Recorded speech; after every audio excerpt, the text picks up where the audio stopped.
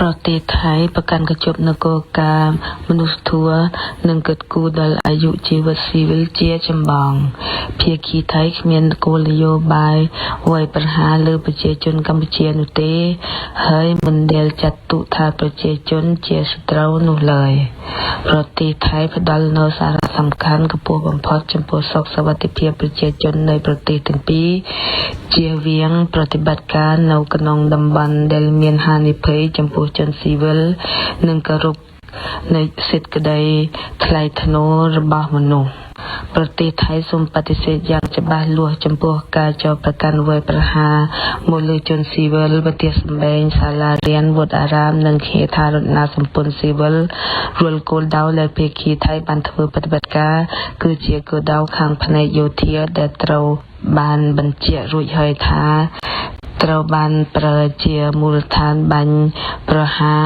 អគារបញ្ជារដ្ឋានឬកលែងអាវុធគាំទ្រសម្រាប់វាយប្រហារដែលអាចមានផលប៉ះដល់សុវត្ថិភាពប្រជាជនថៃប្រទេសថៃត្រូវការសន្តិភាពដ៏ពិតប្រាកដនិងបញ្ជាក់ថាសន្តិភាពប្រកបដោយចីរភាពត្រូវតែផ្អែកលើការពិតមិនមែនជាការបំភ្លៃព័ត៌មាននោះទេហើយការបន្ថយភាពដានដឹងអាចធ្វើទៅបានលុះត្រាតែភាគីកម្ពុជាបញ្ឈប់ការវាយប្រហារនិងគោរពអត្ថប្រយោជន៍របស់ប្រទេសថៃ For a translation in English of what I've just briefed, and I will do this very briefly because you can follow many of the points that I will share with you with the press conference that my foreign minister, Siyasak Phongketkaew, just gave at 3 o'clock today.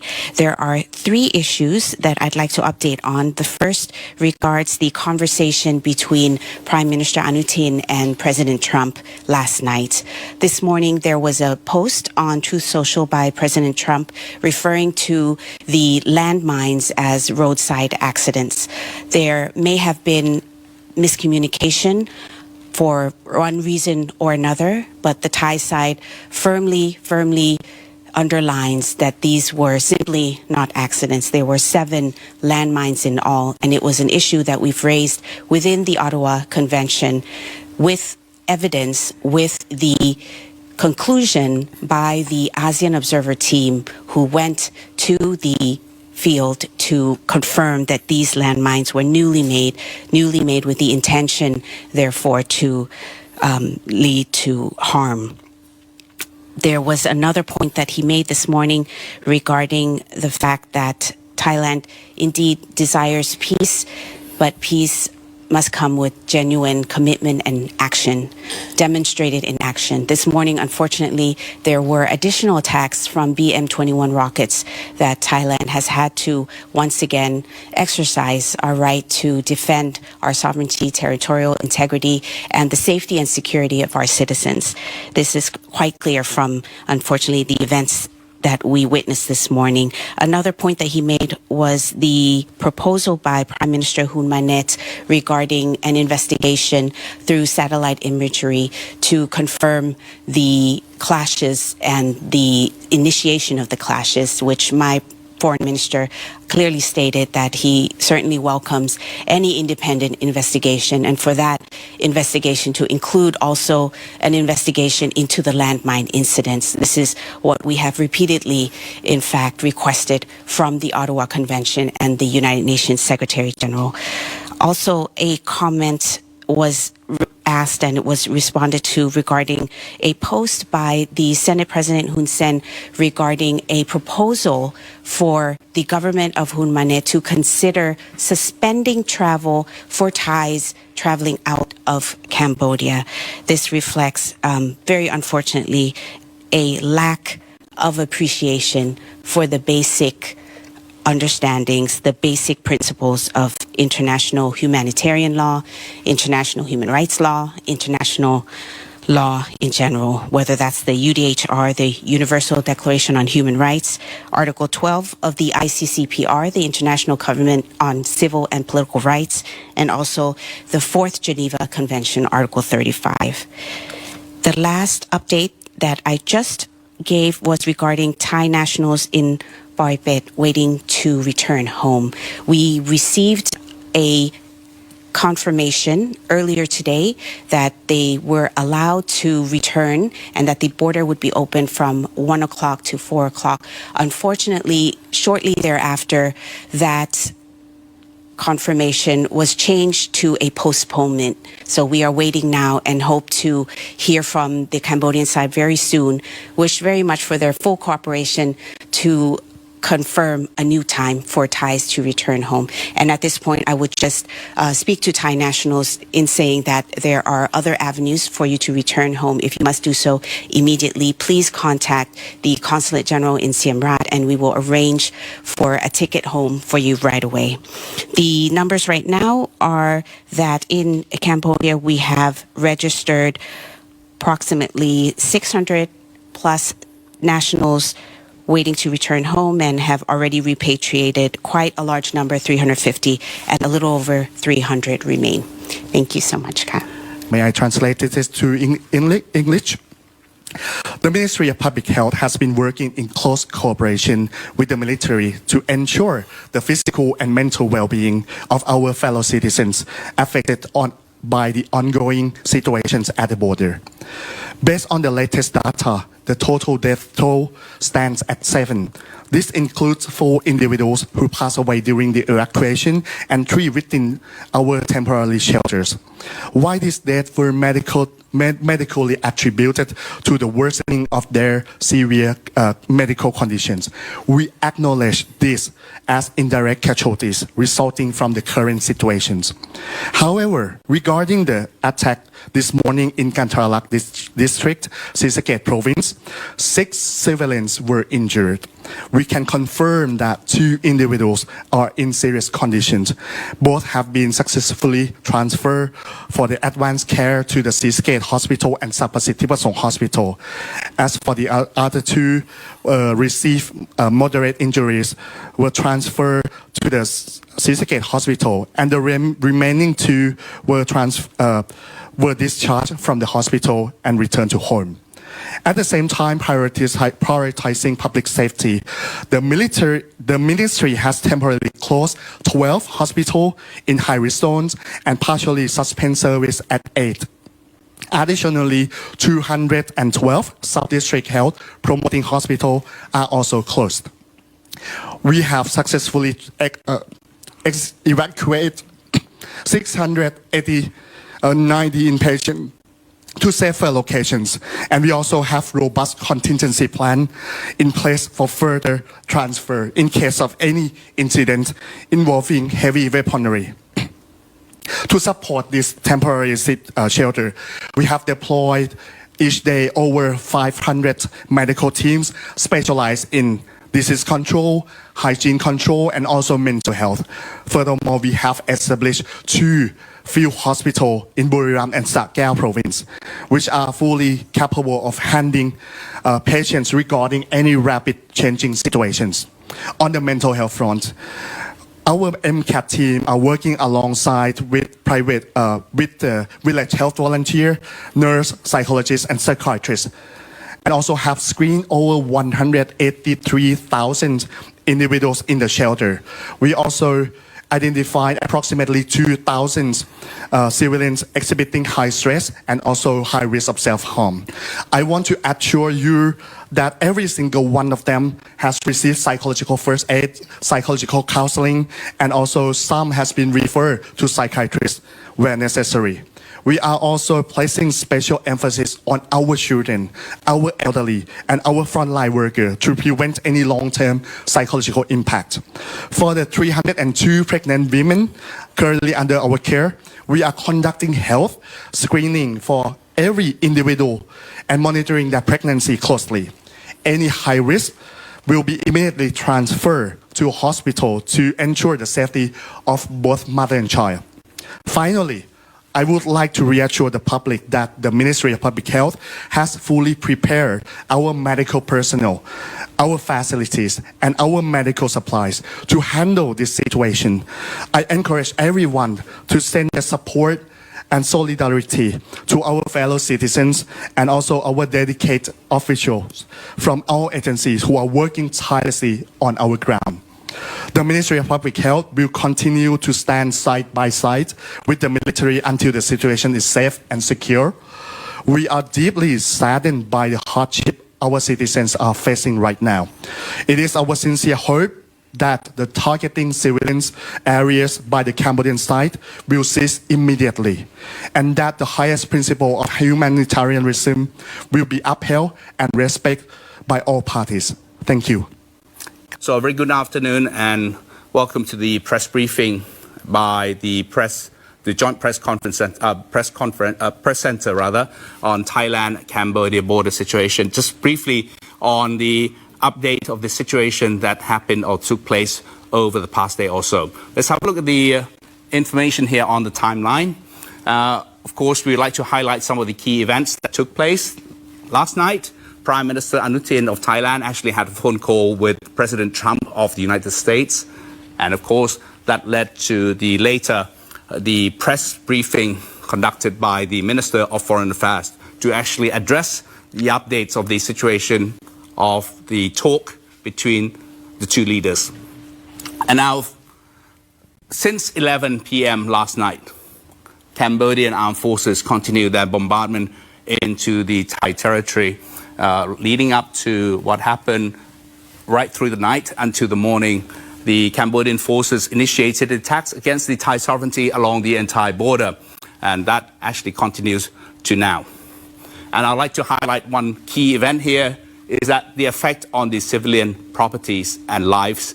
Of course, at 0900 hours, the Cambodian forces shelled the community area of Sisaket province with their BM-21 and artillery rockets or artillery fire, resulting in damaged homes and, of course, 6 civilians injured as a result. This is a very inhumane act, and of course, the indiscriminate firing of the Cambodians of their artillery and weapons. And I'll show you later on the pictures of the effect of this firing in Sisaket province. And I mentioned already that the Minister of Foreign Affairs, Sihasak Pongkiat, had already given the press conference to members of the media at 3 o'clock as part of the update on the information of the talks between the Prime Minister Anutin and President Trump. Let's have a look at the latest updates on the situation. Next slide, please. Now, this is a map of the border, Thailand-Cambodia. And in recent events, what actually has taken place is actually the region here, Chong An Ma. This is where the major fighting actually took place, and the Thai forces have been able to secure the Hill 677 100%, along with the surrounding vicinities and surrounding areas, notably the 3 areas in the Chong An Ma. And at the moment, they are still ongoing with their fighting. And other areas, of course, still engaged in the fighting. The green dots indicate the areas that the Royal Thai Armed Forces have managed to secure the sites or the locations of the fighting. But inevitably, they have to take precautionary measures in protecting their soldiers' lives and, of course, the effect of possibly the Cambodian armed forces try to retaliate and, of course, take back the locations. So, in any case, precautionary measures have been given to the soldiers and the units fighting in the areas to protect and prevent the return fires from the Cambodian armed forces. Now to the area under the responsibility of the Royal Thai Navy. The Royal Thai Navy, of course, has opened another operation. On land, they have deployed the Marine Corps under the operations of Trat Prap Porapak to prevent the aggression from the Cambodian troops, having advanced and moved their heavy artilleries and heavy weapons against the border. In maritime, in the sea also, they need to protect the sovereignty rights of the Navy. And so the Royal Thai Navy has opened up another operations called Prachop Kirikan, Prajan Kiriket operations in order to protect the maritime sovereignty of the Thai nation as well, due to the fact that they have detected, according to their intelligence, detected the movements of the Cambodian armed forces in Gok Gong province, in particular in Gok Yaw, which is an island in Gok Gong province there. The advancement of the troops triggered the Royal Thai Navy to start off these operations of Prachuap Khiri Khan and Prajan Khiri Khet. So this is basically the picture of Gok Yaw in Gok Gong province. Next slide. Of course, the Royal Thai Police has also conducted or has had their roles in all of this. They have been very supportive in protecting the rear areas of the situation, helping out not only civilians but helping to look after the pets and domestic cattle and livestock of the people who had to be evacuated to the shelter centers. And also at the front line, I like to stress on this point, the Border Patrol Police under the Royal Thai Navy has also been deployed, and to date, regrettably that we have to say 24 Border Patrol Police officers have been injured as a result of the ongoing fighting at the moment. Next slide. And this is just some pictures and videos of the examples of how the Royal Thai Police has been coordinating with the local authorities. In this particular case, the protection of the villagers with the coordination of with the Defense Territorial Force here seen in the pictures, and with the motorcycle patrol to make sure that the lives and properties of the people here are protected. Next slide. And of course, we have been able to arrest some of the culprits taking advantage of people having evacuated from their homes. They have looted some of the properties, and the Royal Thai Police has managed to deploy some of the patrol officers and arrested the culprits as a result. And they like to warn the potential culprits not to do it, because of course the law against these people are very, very high indeed, and very severe if you were caught in this wrongdoing. At the same time, another role of the Royal Thai Police is in the immigration. The Immigration Bureau of the Royal Thai Police has been conducting and coordinating with the Cambodian authorities in order to repatriate and the return of the Thai citizens across Poi Phet in support of the Ministry of Foreign Affairs that Khun Marati just mentioned. Now, this is the pictures that I like to show you. The severity and the effect of the civilian homes in the early morning attack by the Cambodian artillery and BM-21 rockets. This is a great example to show you that they have been targeting the civilian homes. And this is the home in Sisaket province as a result of the attack at 0900 hours this morning. Another picture to show you is, of course, the before and after pictures of the same home, resulting in the destruction of the property completely. And this, as a result, 6 civilians were injured, a couple of them severely, and they have all been taken to hospitals for medical treatment. A clear evidence in the indiscriminate and, of course, in the intention of the Cambodian artillery fires. If you look at the map of where the destruction took place resulting from the BM-21, the locality in this map does not have any military installations or military targets that would require the Cambodian armed troops to target the locations. These are the housing, the communities of the civilian people. So a question that we like to ask the Cambodian armed forces and the authorities here is that, why do you target civilian homes? This is a clear evidence of the indiscriminate attack of them.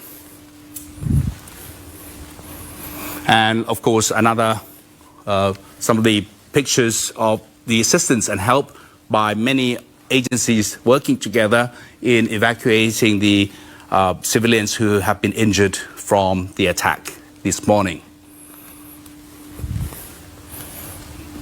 And a very beautiful picture out of all that atrocities here. the beautiful girl here painted a beautiful picture of the Thai soldiers hugging their family and hugging the Thai people. This is the warmth that we would like to see coming out from this unity and harmony of the Thai people. That brings me to the next picture here. In Roi Et province, the people of all walks of life gathered together to show their unity and effort in support of the Thailand's fight against aggression from the Cambodian troops. Right, so that's it for the press briefing that I have to say, but at this time I would like to open the floor for the questions and of course from the members of the media here in the studio. But I also have some questions that have been asked in terms of the comments by the general public this morning. The Royal Thai Air Force has shown the video footage of the operation this morning to attack the command post and logistic support line that we support the Royal Thai Navy. The footage demonstrates the capability of the Royal Thai Air Force to conduct air operation with precision and with the right of self-defense, and also the necessity and proportionality of the use of force to make sure that it does not affect the well-being of the Cambodian people. The Royal Thai Air Force would like to call upon the Thai people to maintain trust and confidence in the operation of the Royal Thai Armed Forces. We once again reaffirm that we will continue our mission until the Cambodian force halt its effort or any hostile acts that pose any threat to the Thailand.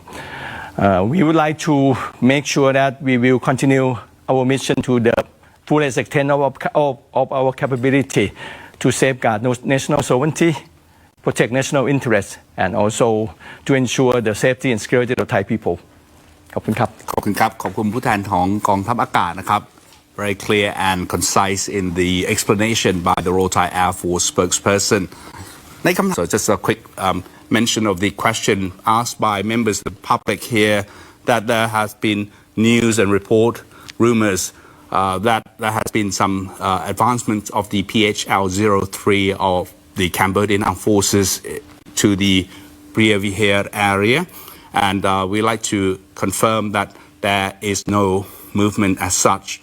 And I would like to reassure to the members of the public that should there be any action like that, of course the Royal Thai Armed Forces stand ready to conduct the precision airstrike in order to prevent the imminent threat from the Cambodian Armed Forces.